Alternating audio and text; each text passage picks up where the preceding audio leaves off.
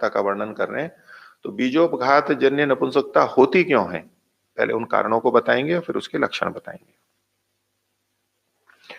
रूक्ष शीताल्प संक्लिष्ट विरुद्धा जीर्ण भोजनात्। तो पहले खाने से संबंधित चीजें, अगर किसी का रुक्ष भोजन है, रुक्ष भोजन का अभिप्राय जिसका अभ्यास है, ऐसा मतलब बार बार ऐसा ही खाता है, एक दो दिन कुछ समय रुक्ष भोजन करने से नपुंसकता कभी नहीं आएगी।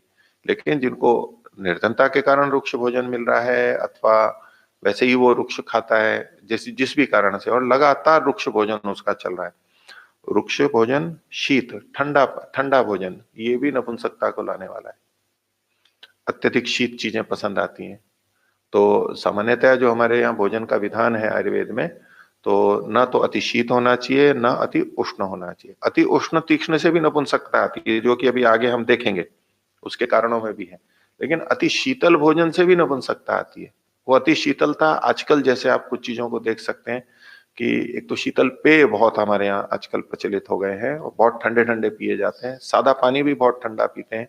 इसके अलावा कुछ खाद्य पदार्थ हैं, जैसे आइसक्रीम हो गई, या दही हो गया, छाछ हो गई, ऐसी जो चीजें होती हैं, दूध हो गया, ये बहुत ठंडे सुगंधित बाजार में मिलते हैं, और गर्मी में विशेष रूप से और बाकी समय में भी वो ठंडे ठंडे लिए जाते हैं, और वो ठंडा ठंडा उनको अच्छा भी लगता है पीने में। उसमें अनेक रोग भी होते हैं, गले का, नाक, जुकाम आदि ये भी रोग होते हैं, लेकिन एक ये नपुंसकता का कारण भी शीतल भोजन, अत्यधिक शीतल भोजन है, ये भी एक कारण है।